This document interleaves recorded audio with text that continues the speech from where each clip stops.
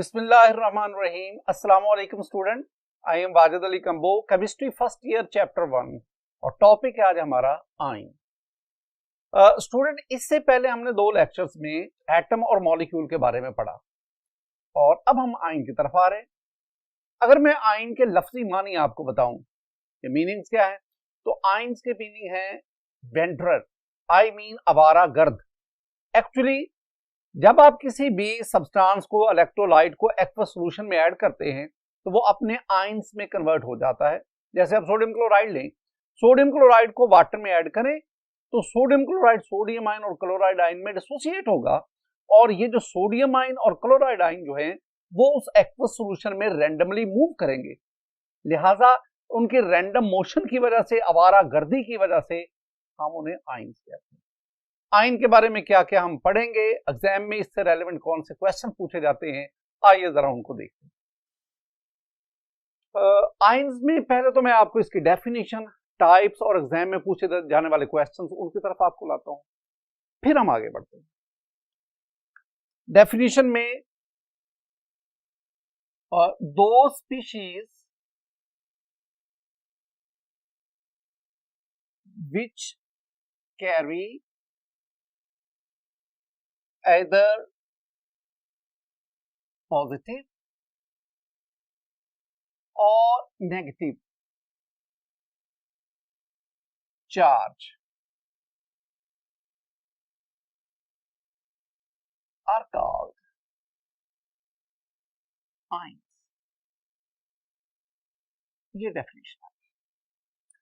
अगर मैं इसके एग्जांपल आपको बताऊं तो मेरे पास Na plus sodium ion, Mg2 plus magnesium ion, Cl1 minus chloride ion, O2 minus oxide ion and many more. Types of ions. Student, ions दो किस्म के, एक आपके पास आए पॉजिटिव आयन, यानी ऐसे आयन जिन पर पॉजिटिव चार्ज है, और दूसरे आपके पास नेगेटिव आयन, ऐसे आयन जिन पर नेगेटिव चार्ज है। अब आप ना एग्जाम में पूछे, एग्जाम में आमतौर पर ना इससे शॉर्ट आंसर क्वेश्चन पूछे जाते हैं। मसा आपसे क्वेश्चन पूछा जाएगा differentiate between positive ion and negative ion, यानी आप ना डिफरेंस बताएं between positive ion and negative ion. एक और बहुत इंपॉर्टेंट क्वेश्चन जो पूछा जाता है कि पॉजिटिव आयन की फॉर्मेशन एक एंडोथर्मिक प्रोसेस है। Formation of positive ion is an endothermic process. Formation of positive ion is an endothermic process. आप इसको जस्टिफाई करें। एक और क्वेश्चन जो बड़ा टेक्निकल है, जो बड़ा क्रिटिकल है, ये ऐसा आयन जिस पर -2 चार्ज हो, जैसे O-2 मैंने लिखा, this is called di negative ion. तो the formation of di negative ion is an endothermic process, while the formation of uninegative ion is exothermic process. तो इस किस्म के क्वेश्चन जो है ना वो आमतौर पर बोर्ड में पूछे जाते हैं। मैं आपको पॉजिटिव आयन और नेगेटिव आयन दोनों की कैरेक्टरिस्टिक समझाता हूं। आपने इनमें से ना वो पॉइंट्स नोट कर लेने हैं जो आप डिफरेंस ऑफ पॉजिटिव और नेगेटिव आयन में लिखेंगे। 6-7 पॉइंट्स हैं, उनको आप नोट करते जाएंगे। मैं आपको इन दोनों की कैरेक्टरिस्टिक समझाता हूं। स्टूडेंट, पॉजिटिव आयन और नेगेटिव आयन, इन दोनों के दरमियान डिफरेंसेस उसको जानने से पहले लफ्ज एटम समझाना जरूरी है। एटम के बारे में हम लास्ट लेक्चर्स में कुछ पढ़ के आए हैं। हमने एटम मॉलिक्यूल की वेरियस डेफिनेशंस को डिस्कस किया, लेकिन यहां मैं आपको एटम के बारे में दो बातें खास तौर पर समझाना चाहता हूं जो इस टॉपिक में हमें हेल्प आउट करेंगे। एटम के बारे में पहली बात कि in an atom the number of proton is equal to number of electron. किसी भी एटम में जितने प्रोटॉन होते हैं उतने electron. Sodium atom 11 proton 11 electron, magnesium atom 12 proton 12 electron, chlorine atom 17 proton 17 electron. तो एटम में प्रोटॉन और इलेक्ट्रॉन की तादाद बराबर है, जितना एटम पर पॉजिटिव चार्ज उतना ही एटम पर नेगेटिव चार्ज। तो overall atom is a neutral particle. Neutral particle, ये दो बातें आपने। अब अगर किसी एटम में loss of electron, loss of one और मोर इलेक्ट्रॉन्स होता है, लॉस ऑफ वन और मोर इलेक्ट्रॉन, तो अब क्या होगा, अब इलेक्ट्रॉन और प्रोटॉन की तादाद बराबर नहीं रहेगी, यूं वो एटम पॉजिटिव आयन में कन्वर्ट होगा। अब इस पॉजिटिव आयन में जब आप लिखेंगे पॉजिटिव और नेगेटिव आयन का डिफरेंस जब लिखेंगे, तो ये पहला पॉइंट लिखेंगे कि positive ion is formed by the loss of one और more electron from an atom. और दूसरी बात, पॉजिटिव आयन में number of proton is greater than number of electron. ये दूसरा पॉइंट आप लिखेंगे।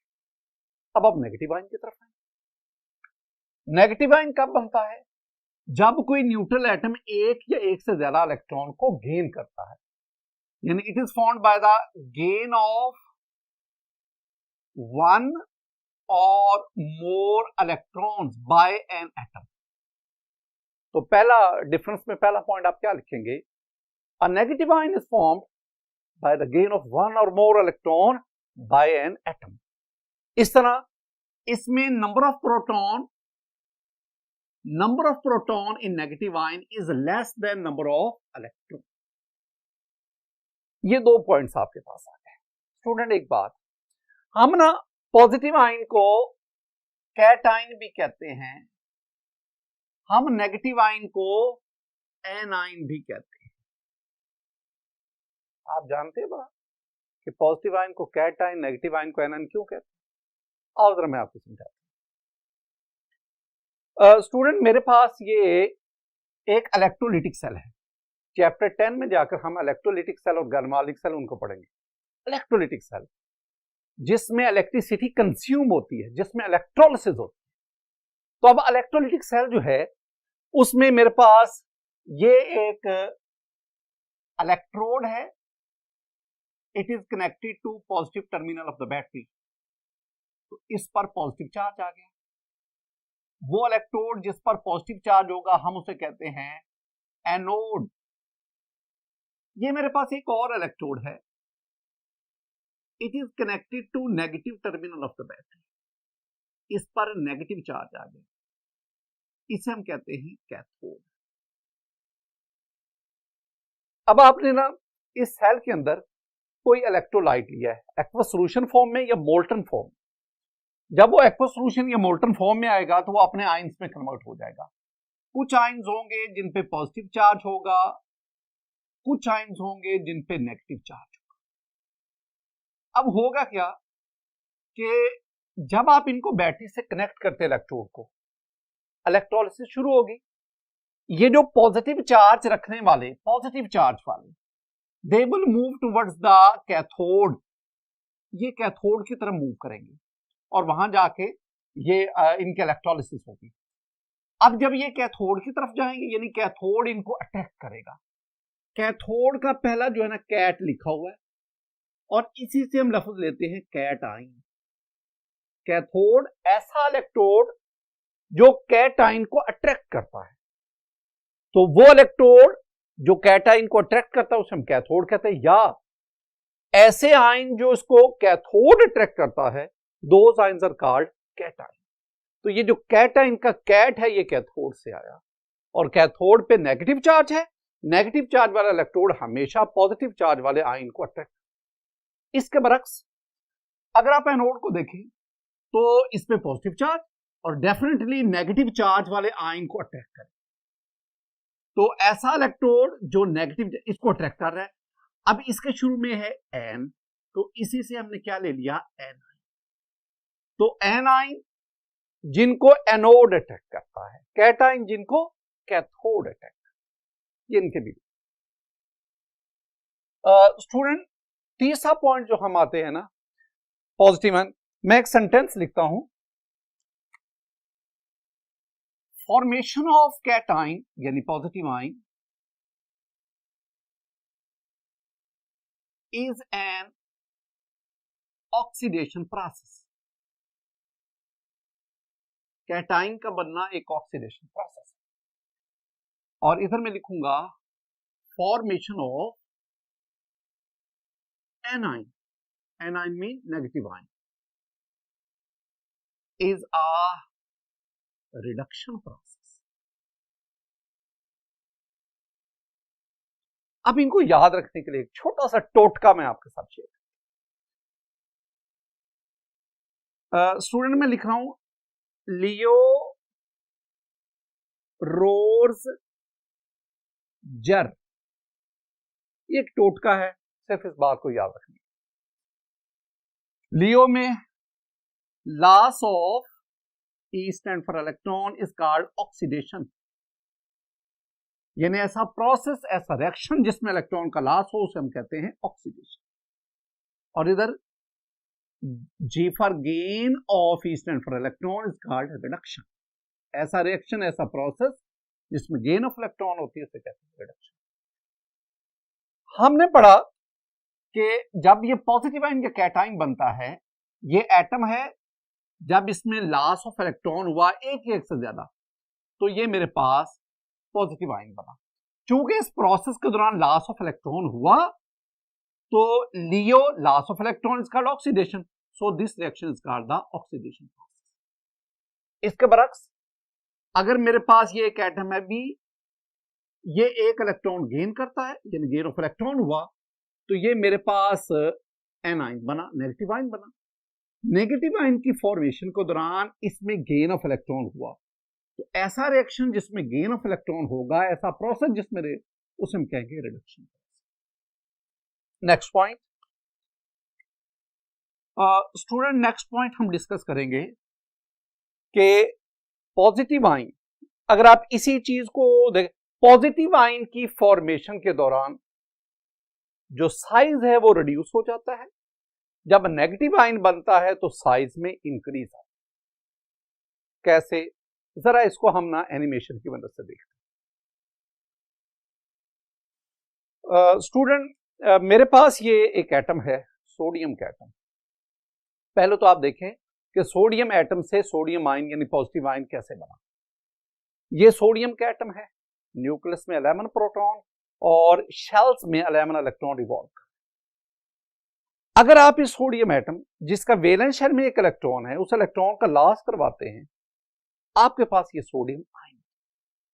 अब इस सोडियम आयन में प्रोटॉन तो 11 है, लेकिन इलेक्ट्रॉन इसमें 10 रह गए। एक प्रोटॉन ज्यादा होने की वजह से इस पर +1 चार्ज आया, लिहाजा this one is the sodium ion. Similarly ये मेरे पास मैग्नीशियम का एक एटम है, 12 proton in the nucleus while 12 electron revolving around the nucleus. This one is an atom of magnesium. इसके वैलेंस शेल में 2 इलेक्ट्रॉन है। आप इन दोनों इलेक्ट्रॉन का लॉस करवाएं, तो जितने एटम से इलेक्ट्रॉन का लॉस होगा उतना पॉजिटिव आयन पर +2 चार्ज आता जाएगा। यूं 2 इलेक्ट्रॉन के लॉस से वैलेंस शेल खत्म हो गया। अब 3 शेल की बजाय कैटाइन में आपके पास 2 शेल है, और ये हो गया Mg2+। इसी तरह आप एल्यूमिनियम से Al3+ बना सकते हैं, सिलिकॉन SiO से Si+4 बना सकते हैं, एंड सो ऑन। इसके बरक्स ये मेरे पास क्लोरीन का एटम है। स्टूडेंट इस एटम में देखें 17 प्रोटॉन इन द न्यूक्लियस और 17 electron revolving around the nucleus. In the valence shell there are 7 electrons. According to octet rule, it can accommodate 1 more electron. ये आप इलेक्ट्रॉन इसमें ऐड करें, अब आपके पास ये एटम नहीं बल्कि ये बन गया क्लोराइड आयन। इसमें प्रोटॉन तो 17 है, लेकिन अब इलेक्ट्रॉन 18 हो गए, और एक इलेक्ट्रॉन के बढ़ने से इस पे -1 चार्ज आए। तो ये हम इसी तरह आप ऑक्सीजन जिसके वैलेंस शेल में 6 इलेक्ट्रॉन है, आप उसमें 2 इलेक्ट्रॉन ऐड करते हैं। पहला इलेक्ट्रॉन ऐड करते तो O-1, एक और इलेक्ट्रॉन ऐड करते तो O-2, die negative oxide ion आपके पास। स्टूडेंट इस तरह हमने देखा कि कैसे एटम से पॉजिटिव आयन यानी कैटाइन, और फिर उन्हीं एटम से गेन ऑफ इलेक्ट्रॉन से नेगेटिव आयन यानी एनाइन। अगली बात जो मैं आपको समझाने जा रहा हूं वो है साइजेस का। एक सेंटेंस में रखें कि the size of cation is smaller than its parent atom, यानी कैटाइन का साइज अपने पेरेंट एटम से छोटा है। मसलन मेरे पास ये सोडियम का एटम है। अब इस सोडियम एटम, इसका जो रेडियस है, इसका जो साइज है वो आपके पास आ रहा है 186 पिकोमीटर। जब इससे सोडियम आयन बना, एक शेल का लॉस हुआ। सोडियम एटम में 3 शेल थे, अब यहां 2 शेल है, तो नंबर ऑफ शेल कम हो गए। और एक और बात, सोडियम एटम के अंदर there is balance ratio between proton and electron, 11 proton 11 electron. लेकिन जब आपके पास ये सोडियम आयन आवा, यहां पे प्रोटॉन इलेक्ट्रॉन रेशियो इम्बैलेंस हो गई। अब 11 प्रोटॉन रिमेनिंग 10 इलेक्ट्रॉन पे अट्रैक्शन स्ट्रॉन्ग होगी और यूं शेल ड्रैग होकर न्यूक्लियस के करीब आ। तो 2 बातें ध्यान में रखनी है कि क्यों कैटाइन का साइज अपने पेरेंट एटम से छोटा है। इसकी 2 रीजन है। Number 1, usually during the formation of cation there is a loss of shell. और नंबर 2, जब आप कैटाइन में आते हैं तो there is imbalance ratio between proton and electron. The attraction of proton on remaining electron increases, that is why the size of cation is smaller than its parent atom. तो sodium atom का size 186 picometer और उससे बनने वाला sodium ion, उसका size greatly reduce होकर 95 picometre. इसके बरक्स अगर हम एनाइन की तरफ जाते तो वहां सेंटेंस और होगा, the size of anion is greater then its parent atom. Look at the example of chlorine. Chlorine atom, अब क्लोरीन एटम में 17 प्रोटॉन और 17 electron. There is a balance ratio between proton and electron. The size of chlorine atom is 99 picometer. अब इसमें एक electron add हुआ। अब जब electron add हुआ, अब साइज इंक्रीज कर गया। क्लोराइड आयन का साइज 181, रफली डबल हो गया, 181 पिकोमीटर। तो एनाइन का साइज अपने पेरेंट एटम से बड़ा क्यों है? यहां आप 2 लॉजिक देंगे, 2 रीजन। पहले रीजन आप क्या बताएंगे? आप कहेंगे जी कि क्लोरीन एटम में there is balance ratio between proton and electron, लेकिन जब क्लोराइड आयन बना तो अब इलेक्ट्रॉन की तादाद बढ़ गई, जिसकी वजह से न्यूक्लियस की इलेक्ट्रॉन पर ग्रिप अट्रैक्शन वीक होगी। जब न्यूक्लियर अट्रैक्शन वीक होगी तो डेफिनेटली शेल एक्सपेंड करेंगे। दूसरा पॉइंट जो आप लिखेंगे वो ये है कि जब 8वां इलेक्ट्रॉन वैलेंस शेल में आता है, क्लोरीन एटम के वैलेंस शेल में 7 इलेक्ट्रॉन थे, लेकिन क्लोराइड आयन में एक और इलेक्ट्रॉन ऐड होगा। जब एक और इलेक्ट्रॉन ऐड होगा तो अब वैलेंस शेल में इलेक्ट्रॉन के दरमियान इलेक्ट्रोस्टैटिक रिपल्शन बढ़ जाएगी। उस रिपल्शन की वजह से वो जो शेल है वो न्यूक्लियस से दूर चला जाएगा। इन 2 रीजंस की बिना पर हम कहते हैं the size of anion is greater then its parent atom.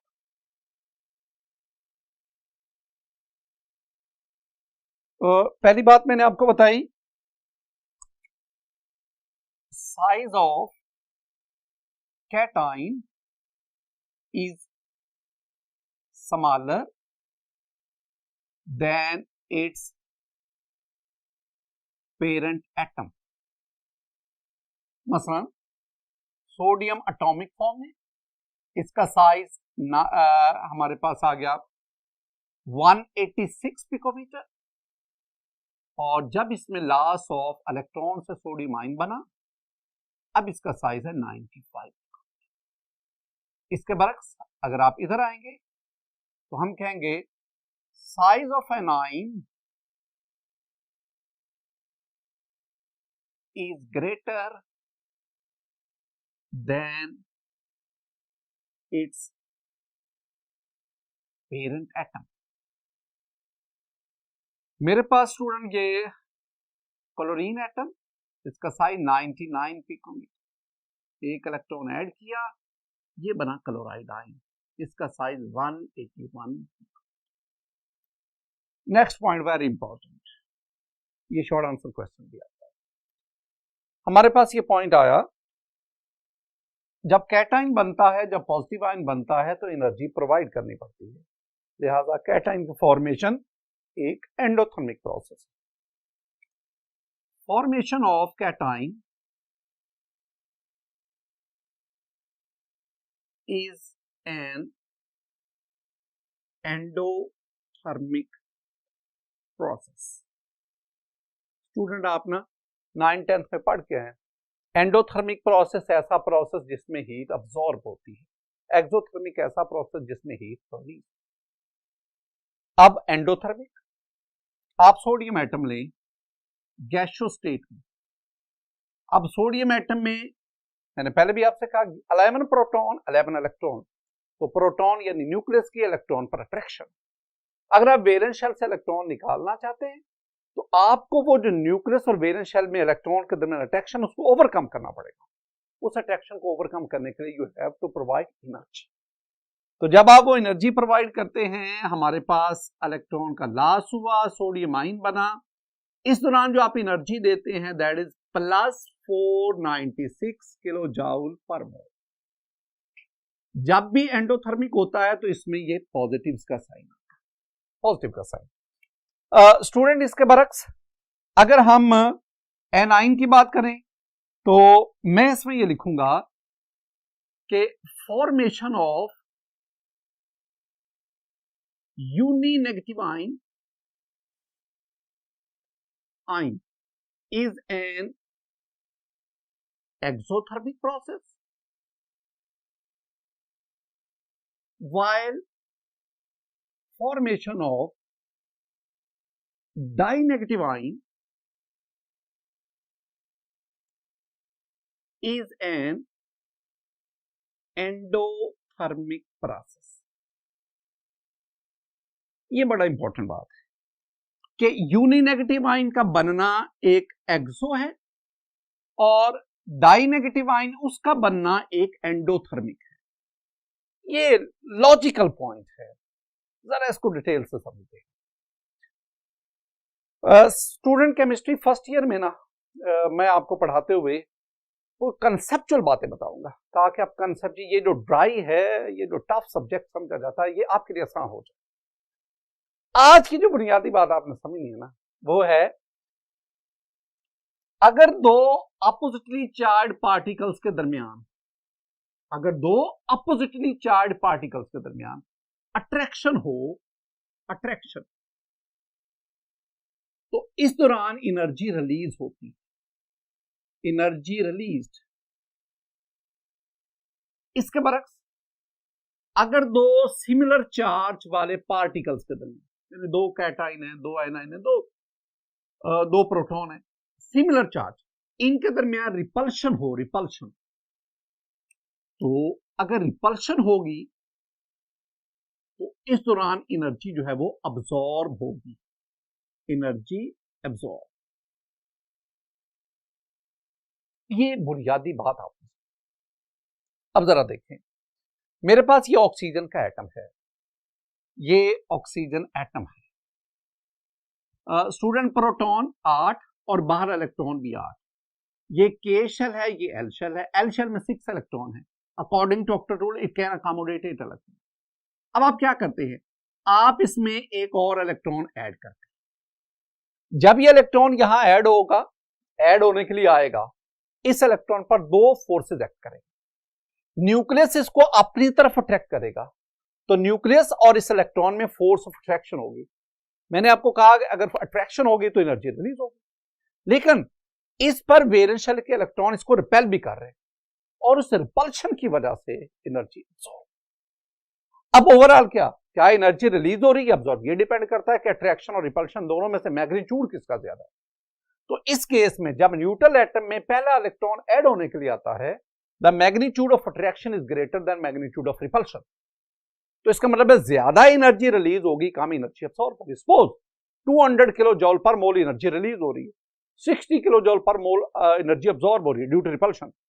तो ओवरऑल अगर आप इसका नेट लेंगे तो रफली 140 किलो जूल पर मोल एनर्जी इस केस में रिलीज हो रही है। और इस तरह हमारे पास ये O-1 चार्ज यानी यूनी नेगेटिव आयन बना, जिसमें प्रोटॉन 8 हैं लेकिन इलेक्ट्रॉन स्टूडेंट आपके पास अब 9 हो गए, 2 K में और 7 जो है वो L में। अब इस पे ओवरऑल -1 चार्ज आ गया, ये यूनी नेगेटिव आयन बना। अब आपने क्या करना है, इसमें एक इलेक्ट्रॉन और ऐड करवाना है, क्योंकि अब इसमें वैलेंस शेल में 7 है, एक इलेक्ट्रॉन और। अब ये जो इलेक्ट्रॉन जब ऐड होने के लिए आएगा, अगेन इस पर दो फोर्सेज ऐड करें, the attractive force of nucleus while the repulsive force of this NR, this negative charge, ये जो वैलेंस इलेक्ट्रॉन। अब यहां पे क्या होगा, अब यहां पे ये है the magnitude of repulsive forces greater than the magnitude of attractive forces. I mean absorb होने वाली एनर्जी की मिकदार ज्यादा है, रिलीज होने वाली की एनर्जी की मिकदार कम। तो इसका मतलब है कि if you want to add this electron in the valence shell, you have to provide energy. अब एनर्जी देंगे, फिर ये इलेक्ट्रॉन वैलेंस शेल में ऐड होगा, और जब ये वैलेंस शेल में ऐड होगा तो अब ये आपके पास O-2 बन जाएगा। आई मीन आपके पास ये डाई नेगेटिव आयन। तो the formation of uninegative ion is an exothermic process and the formation of di negative ion endothermic process. आइए जरा, यानी मेरे पास ऑक्सीजन का एटम, एक इलेक्ट्रॉन ऐड किया, O-1, आपके पास यूनिनेगेटिव आयन, और डेल्टा H जो है ना, ये आपके पास है -141 किलो जूल। और अगर आपके पास इसमें एक और इलेक्ट्रॉन ऐड करेंगे तो आपके पास बनेगा डाई नेगेटिव आयन O2-, लेकिन इस दौरान you have to provide the energy and that is +780 kilo joule. Student, दो पॉइंट्स और आप जेन में बिठा लें। पीरियोडिक टेबल में जो मेटल्स हैं, metals, most of the elements in the periodic table are metals. Around 83 elements are metals, 12 are metals. Metals have low ionization energy, they lose electron and they form the cation. चूंकि metals की तादाद बहुत ज्यादा है, ज्यादा positive ion, cation, इनकी तादाद भी ज्यादा है। इसके बरक्स पीरियोडिक टेबल में जो नॉन मेटल्स हैं, इनकी तादाद कोई 17 to 21 है। They have high electron affinity, they have tendency to gain electron and they form the anion negative. Student, एक और पॉइंट पे आते हैं, और वो हमारे पास है कि कैटाइन पे, पॉजिटिव आयन पे चार्ज कौन सा होगा, +1 +2। ये डिपेंड करता है कि वो उसने कितने इलेक्ट्रॉन का, एटम ने कितने इलेक्ट्रॉन का लॉस किया, और वो हमारे पास बनता है। The charge on positive ion या a positive ion have charge +1 +2 +3 and so on depends upon the number of electron lost by the atom. Similarly, negative ion पे चार्ज क्या होगा? A negative ion have charge. A negative ion has charge -1, -2, -3 and so on. It depends upon number of electron gained by the atom. इसके बाद अपना positive ion और negative ion, इसके examples, we have a lot of examples. एक और चीज student, वो है हमारे पास poly atomic ions. Poly atomic ion, एक होते हैं सिंपल आयन, एक पॉली एटॉमिक आयन। अगर आप इसके मीनिंग्स देखेंगे, ऐसे आयन जो एक से ज्यादा एटम पर मुश्तमिल है, which consist of group of atoms. तो ions which consist of group of atoms are called polyatomic ion. मसलन मेरे पास ये आयंस आ गया, NH4 plus ammonium ion ROR। ये ROR ईथर होता है, अगर हम ऑक्सीजन पे प्लस लगा दे, this is called oxonium ion. इस तरह जब आप सेकंड ईयर ऑर्गेनिक केमिस्ट्री पढ़ेंगे तो आप इनसे भी आपका पाला पड़ेगा। These are called the carbocation, this one is the tertiary carbocation. ये वाले जो मैंने आयन लिखे हैं, ये एक से ज्यादा एटम पर मुश्तमिल है, they consist of group of atoms. Similarly आपके पास है OH negative, CO3-2 carbonate, SO4 2- sulphate, HCO3-1 bicarbonate and many more. Student ये दोनों जो कैटेगरीज हैं these are called poly atomic ions. ऊपर वाले जो मैंने लिखे हैं दे आर कॉल्ड पॉजिटिव या cationic poly atomic ion and they are called the anionic poly atomic. तो ये हमारे पास स्टूडेंट आज के इस लेक्चर में हमने ion and types of ion, I mean positive ion, negative ion, और लास्ट में हमने पॉली एटॉमिक। मेरी दुआ है कि अल्लाह ताला आपको दुनिया में और आखिरत में कामयाबी नसीब फरमाए। अस्सलामु अलैकुम।